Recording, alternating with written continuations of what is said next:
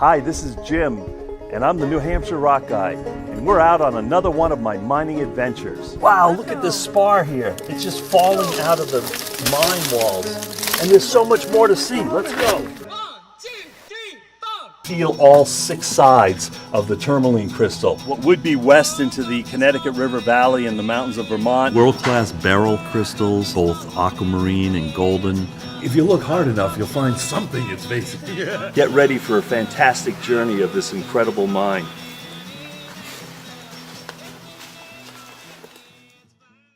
The mining operations here in Alsted and the surrounding communities came to a halt in the 1960s, mid-1960s.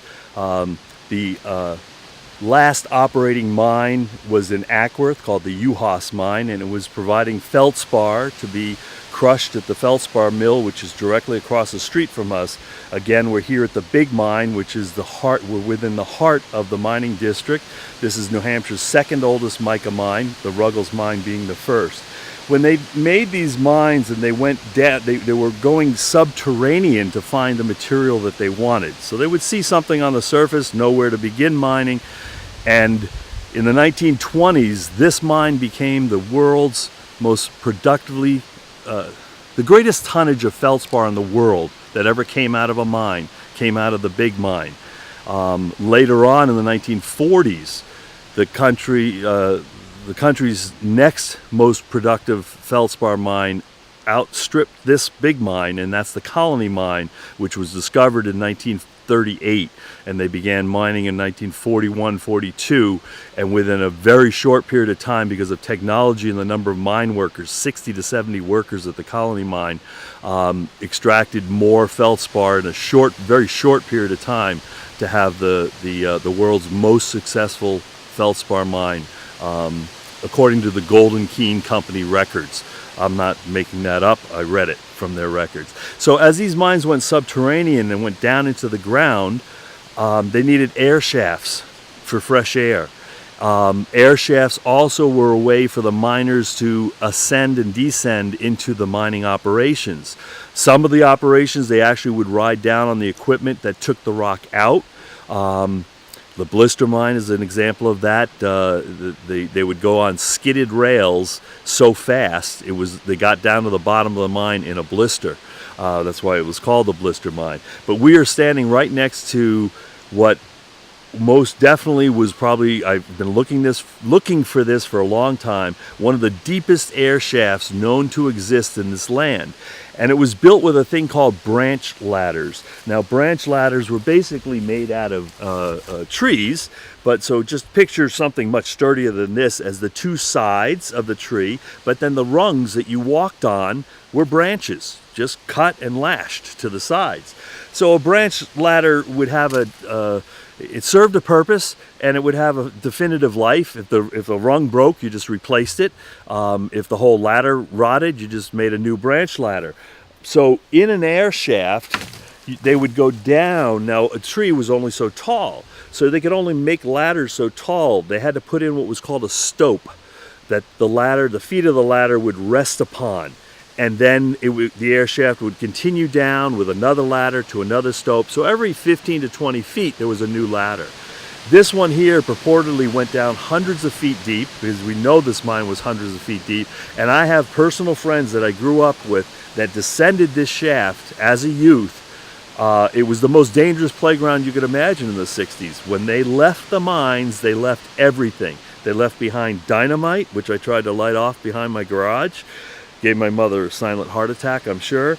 They left behind all their boots, their galoshes, tools, so on and so forth. So these branch ladders were all left in place, and we used to climb down them for fun.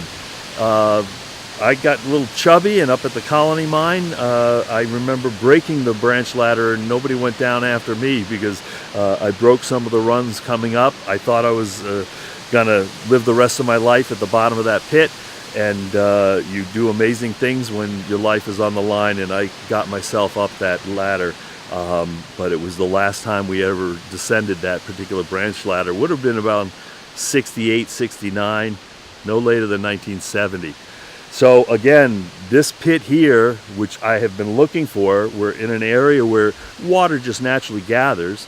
But this year, because of the lack of rainfall in the summer of 2016, we're able to walk out here, and I've found, for me, what would be my little holy grail. It doesn't look like much because eventually the fire department, EMT folks, filled in these holes because anybody could have fallen into them, and obviously not had an easy time to let anybody know that they were there, or to come out again without a rescue party. So really exciting to find this one here that my friend Lisa Carvella went down. She climbed down so far. Now, if you think about, the hole was here, and the stopes would change your trajectory, but she said the hole above her looked like a pin, looked like a star. It was a pinprick of light left. That's how deep she went.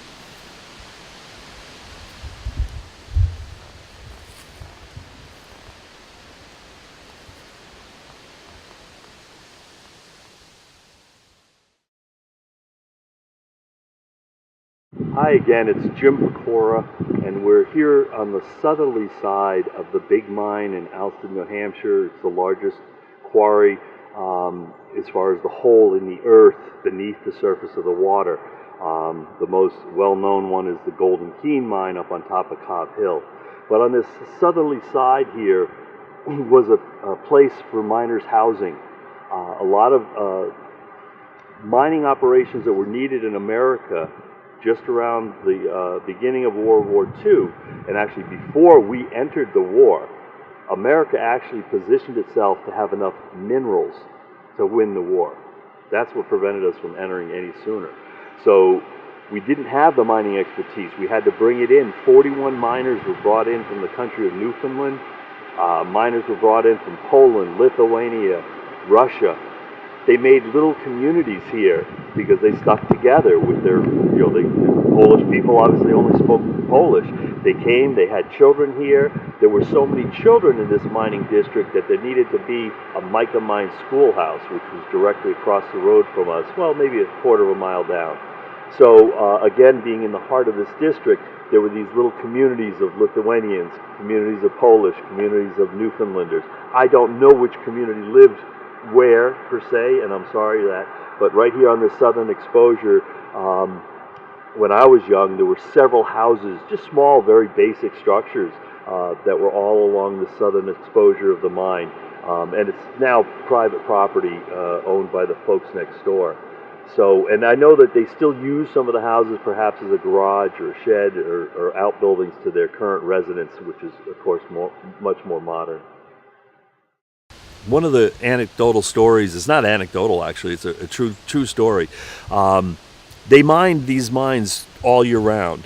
Once they went subterranean, the snow and the ice didn't matter, except that ice did stay here year round. You'd go down in these mines in June and there would be places where you could slip or fall within the mine because the ice just never melted. But anyway, this was a wintertime story. And tell you a quick, brief thing about dynamite. Dynamite that they would use, you've seen sticks like in cartoons or something, but there's percentage. There's 40% dynamite, 60% dynamite. 60 is stronger than 40.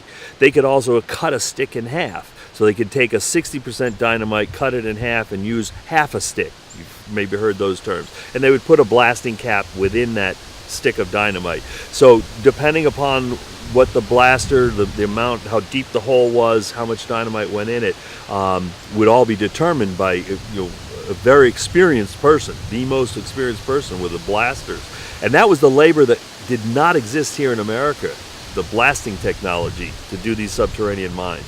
So again, why we had to have imported labor. So there was a group of Polish men working this mine here, the big mine, and what they would have on the outskirts, besides housing that we'd mentioned previously, they might have a blacksmith shop to repair instruments or to sharpen drill bits, that sort of thing. They would have a dynamite storage box. The dynamite storage box on this mine still does exist. Amazing structure on the other side. Hopefully we can get a picture of that. But anyway, in the wintertime, the dynamite wouldn't go off. It was too cold. It was frozen. So and the story in the book uses what is today derogatory language. They call them the Poles or the Polacks or whatever. We're sitting around the fire, and they put the dynamite on top of the wood stove. And these are rudimentary stoves, obviously used in a place like this, to warm up. and it warmed up too fast. It blew the entire building down. It blew all of the men, the miners, and it was a group of them, 20 to 30 feet from the initial source of the explosion, but nobody died. So it's just one of those great stories that took place here in the mines.